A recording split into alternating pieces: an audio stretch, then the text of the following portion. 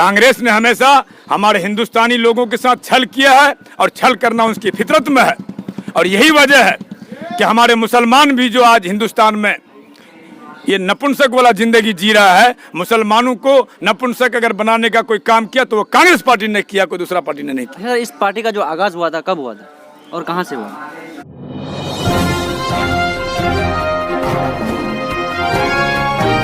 अस्सलाम वालेकुम, आदाब दोस्तों, मैं रेहान आलम आपके साथ देहात की आवाज़ को लेकर आया हूँ। चलिए मैं अभी थोड़ा सा आपको बता दूँ कि अभी अमोड़ विधानसभा में हूँ और अमोड़ विधानसभा के ये क्षेत्र जो है मीरपुर हाट में उपस्थित है। और रात को जो एनसीपी का टिकट लेकर के हमारे बीच। चलिए सर, सबसे पहली बात है कि आप पहले अपना नाम बताइए हमारे ऑडियंस को।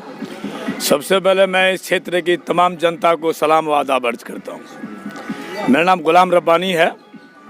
मुझे इस क्षेत्र की जनता जान रही है क्योंकि मैं पिछले 15 साल से इस जनता की जो सुख दुख में हमेशा साथ रहा हूँ।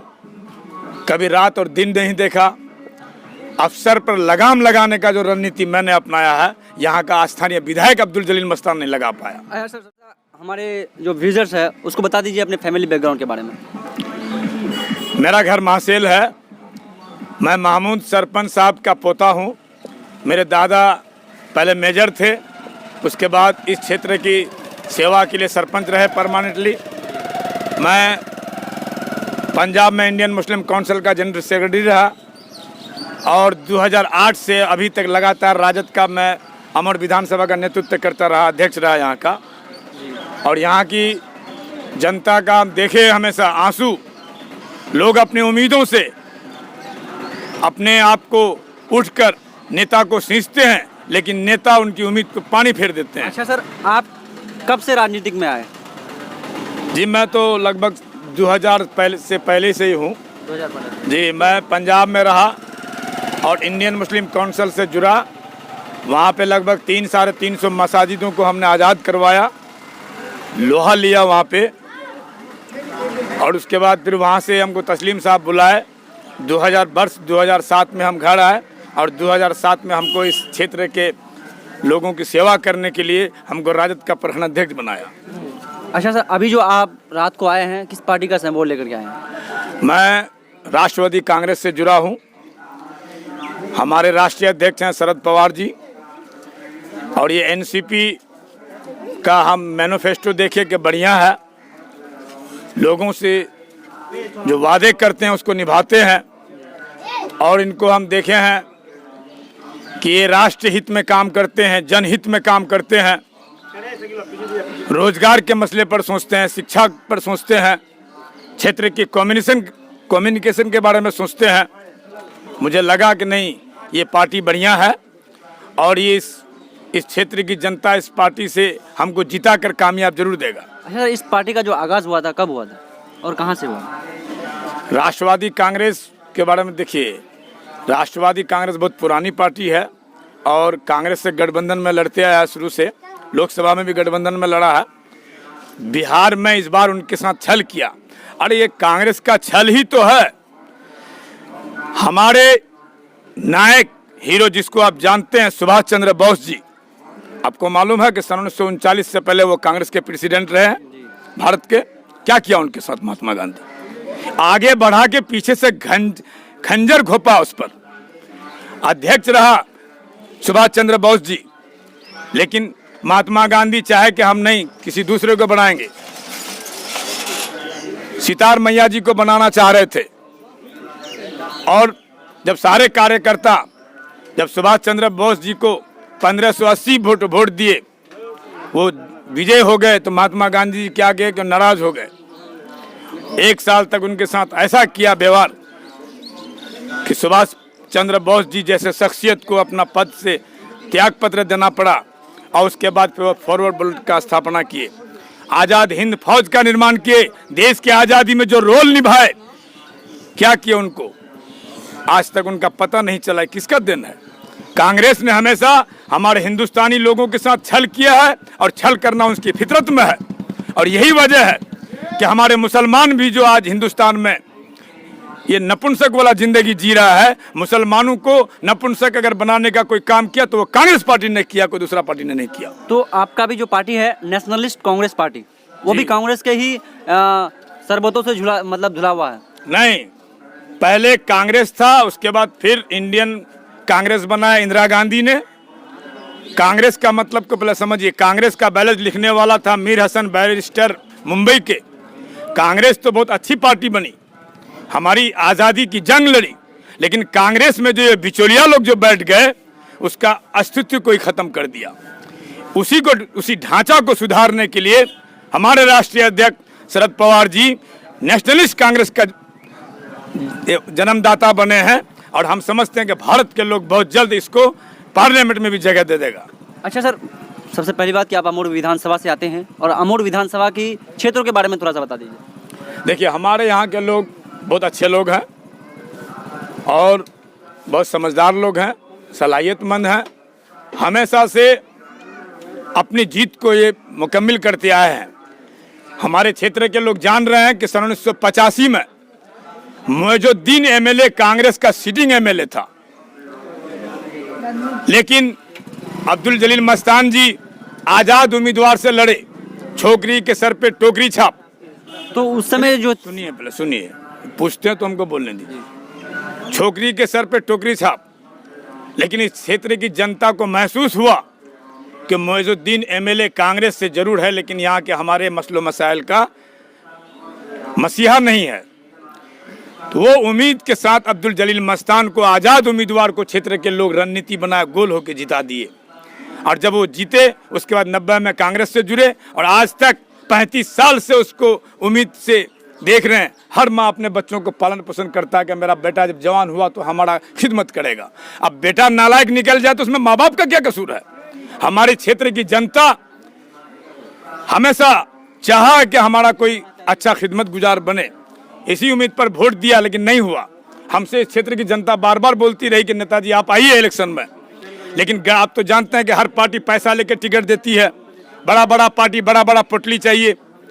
ये हम देखे वाहिद पार्टी जिसने हमको बुला के कहा कि आपको कोई पैसा वैसा नहीं लेंगे, आप टिकट लीजिए, इलेक्शन लड़िए, आपको अमोड़ विधानसभा का जनता अगर साथ दिया तो आप विधानसभा पहुंच जाइएगा। अच्छा सर, इससे पहले जो आपका भी सहयोग था, तो जलील मस्तान कांग्रेस जो पार्टी है उसको सहयोग करते थे इससे पहले आप? गठबंधन की वजह से मैं राजद का अध्यक्ष रहा, दिल तो कभी नहीं चाहा। वही कहावत में हम याद रखे, हमारे तस्लीमुद्दीन सिखाए कि भाई दिल मिले न मिले से हाथ मिलाते चलो। मजबूरी थी, व्यवस्था था, कोई सामने ऑप्शन नहीं था। क्या अब राजद से गठबंधन है? हम तो देख रहे हैं कि निकम्मा आदमी है, नालायक आदमी है, क्षेत्र की जनता के साथ धोखा कर रहा है, तो क्या करते हैं हम लोग भी? सर, आप कहते हैं धोखा करता है, तो बार बार हैट्रिक क्यों मारता है वो? देखिए, नेता कोई माँ की कोख से जन्म लेकर नहीं आता, तो जनता कैसे चुनता है हैट्रिक पर? इस सरजमीन से नेता पैदा होता है। यहाँ कोई मर्द आदमी तैयार नहीं हुआ, जो तैयार हुआ उसको कुचलने का काम किया ये बड़ों नेता ने। आज तक किसी भी, क्या हमारे इलाके में नेता नहीं हुए, बहुत नेता हुए, लेकिन उसको कुचलने का काम किया कि ना कोई होगा, ना कोई मेरे प्रतिद्वंदी खड़ा होगा। और इसीलिए लोगों की मजबूरी रही मस्तान को वोट देना। मैं दावे से कह रहा हूं, ये मजबूरी का बंधन इस बार टूट गया है। इंशाल्लाह अमोड़ की जनता गुलाम रब्बानी के साथ होगा, यह आपको अमोड़ की जनता बता देगा 2-4 दिन में। अच्छा सर, आप कहते हैं कि जनता मजबूर है, कहीं ना कहीं वो जनता को सुविधा देने के लिए अभी भी धोती पहनता है, और अभी भी वो बगैर एसी वाला इसमें रूम में सोता है। देखिए, धोती या एसी से मतलब नहीं है, इलाके में नेता होना चाहिए लोगों का विकास के लिए। आप बताइए, 35 साल से क्या हमारा विधानसभा में एक ठो भी कॉलेज का स्थापना हुआ? नहीं हुआ। आज 35 साल से 5 टर्म 6 टर्म विधायक बने, क्या बोलिए उसने कभी भी आज तक एक कर्मचारी के पास मोटेशन के लिए लोग जाता है तो 5,000 टका रिश्वत लेता, एक थानादार के पास एक एप्लीकेशन लेके जाता है तो 1,500 2,000 5,000 लेता है, तब जाके उसका केस लेता है। क्या है सब सिस्टम? आप एक चीज देखिए, लोगों को गुमराह करना, धोती पहनना या एसी पहना हुआ नहीं। हमारा क्षेत्र देहात एरिया है, धोती पहनने से या पजामा पहनने से कोई नेता नहीं होता। नेता होता उसकी सोच से, उसकी समझ से, क्षेत्र की विकास से, कि जिस उम्मीद पर जनता हमको वोट दिया हम उस उम्मीद पर खड़ा हो पाते हैं कि नहीं पाते हैं। अगर उस उम्मीद पर खड़ा हुए तो नेताजी है, या नहीं तो मजबूरी का नाम महात्मा गांधी है। खड़ा तो होते हैं, जनता के बीच घुल मिल कर रहते हैं, जैसे जनता कपड़ा पहनते हैं वैसे वो भी पहनते हैं। देखिए, जनता के बीच घुल मिलना या कपड़ा पहनना नहीं है, यहाँ का हमारा जो देहात कल्चर में है, इसके पीछे क्या रीज़न है? लोगों को गुमराह करना कि हम आपके साथ हैं। देखिए, हम में कोई फुटानी नहीं है, मैं बहुत ईमानदार आदमी हूँ, मैं बहुत शरीफ आदमी हूँ, मैं आप जैसा हूँ। और लोग अगर उसकी अदा को पसंद करते तो लोग ये क्यों कह रहे हैं? आप तो अक्सर सुने अमर विधानसभा के भी लोग मस्तान को गाली दे के वोट देते हैं। जब वो इतने अच्छे हैं तो फिर गाली क्यों देता है उसको? जनता से तो ये सवाल आप पूछिएगा ना। जब इतने अच्छे हैं तो लोग गाली दे के क्यों वोट देते हैं? इसका मतलब है कि जनता मजबूर होकर वोट देते हैं। ऐसे कैसे मजबूर? हम तो अभी सुने नहीं कि जनता गाली देकर के वोट देते हैं। आप जनता से पूछिए ना। पूछ लिए हैं इससे पहले भी? नहीं, ये बात जनता बोलेगी और बखूबी बोलेगी कि लोग मस्तान को गाली दे के भी जिताते हैं। इसलिए जिताते हैं कि यहाँ दूसरा उसके पास कोई निर्णायक उम्मीदवार नहीं रहा, मजबूत उम्मीदवार नहीं रहा जो इलाके के लिए बढ़िया सोच रखे, इलाके की खिदमत के लिए अपना तन मन धन समर्पित कर दे। ऐसा कोई नेता नहीं पैदा हुआ इस इलाके। अच्छा सर, आप इस इलाके के लिए क्या मतलब सोच करके आया कि आप इस इलाके के बारे में क्या करना चाहते हैं? देखिए, टिकट तो आज मिल रहा है, इलेक्शन में आज लड़ने जा रहा हूँ। मैं इलेक्शन जीतूंगा तब भी अवाम की खिदमत करूंगा, अगर मैं हार भी जाऊंगा तब भी अवाम की खिदमत करूंगा। और मैं पिछले 15 साल से अवाम का खिदमत में सुबह शाम खड़ा हूं कि नहीं, इसका फैसला हमारा जनता बयान देगा आपको।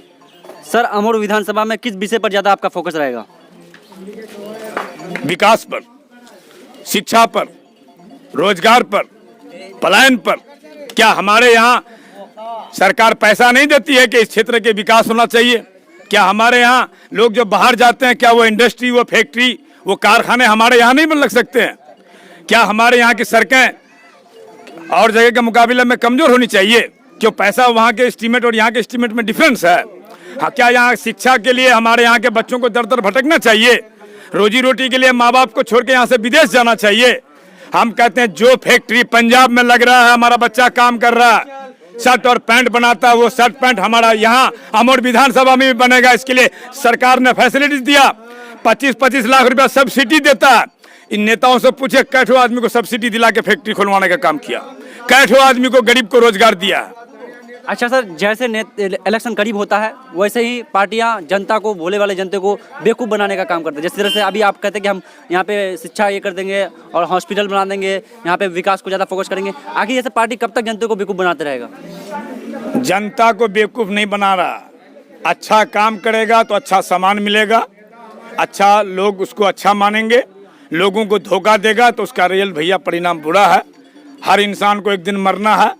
जहाँ जीत है वहाँ हार भी है। जो लोग सर पे बिठाना जानते हैं वो जूता मार के उसको उतारना भी जानते हैं। मैं गुलाम रब्बानी कोई कमाल का आदमी नहीं हूँ। मैं अगर वादे के साथ जीता और काम नहीं किया तो लोग, यहाँ की जनता हमें भी जूता मार के नीचा कर देगा, कोई दिक्कत नहीं है। ठीक है सर, आपने हमारे अपनी कीमती बात और कीमती वक्त हमें हमारे चैनल में दिया, उसके लिए बहुत बहुत शुक्रिया आपका। और इसी के साथ आप बने रहिए हमारे साथ देहात के यूट्यूब चैनल पर। अस्सलाम वालेकुम, आदाब, नमस्ते।